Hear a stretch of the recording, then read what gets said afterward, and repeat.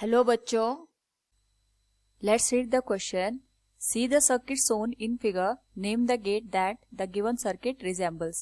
Here, four options are given: NAND, AND, OR, and NOR. Now, first of all, we will discuss here the key concept, which is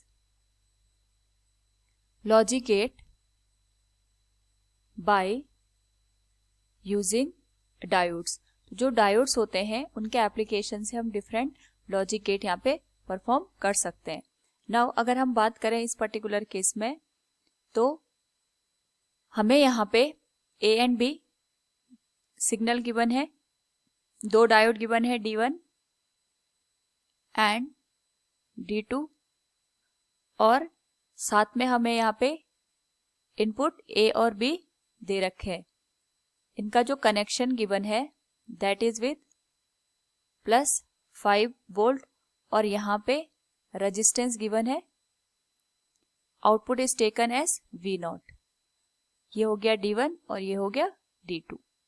अलग अलग condition में अगर हम इसको analysis करें तो हम देखेंगे जो हमें आउटपुट मिल रहा है वो किस तरीके से मिल रहा है, उसी के बेसिस पे हम इस क्वेश्चन का आंसर करेंगे. So if A and B both are 0, अगर इस केस में ये दोनों 0 हो गए तो यहाँ पे जो D1 और D2 है both will be forward bias.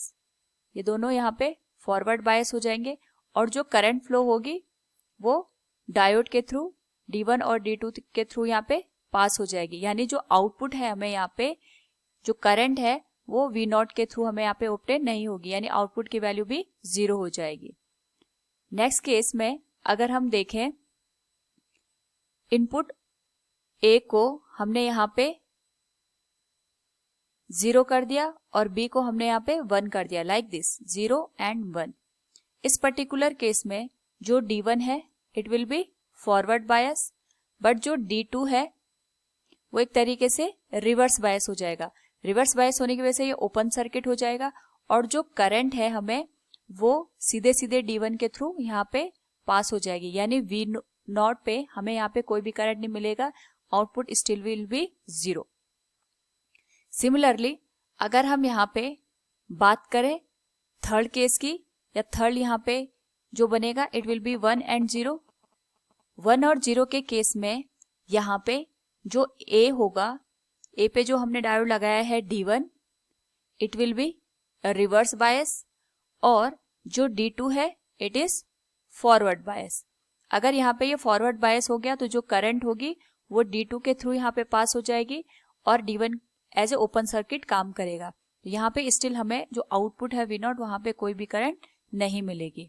Now अगर हम बात करें यहाँ पे लास्ट केस की, दैट इज 1 एंड 1.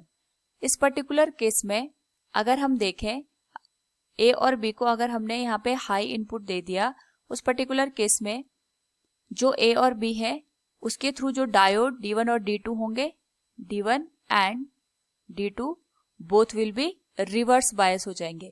अगर ये दोनों रिवर्स बायस हो जाएंगे तो ये ओपन सर्किट के जैसे बिहेव करेंगे, और जो भी करंट होगी हमें यहाँ पे हम इस लूप के थ्रू V0 पे मिल जाएगी, यानी यहाँ पे आउटपुट हाई हो जाएगा, 1 हो जाएगा.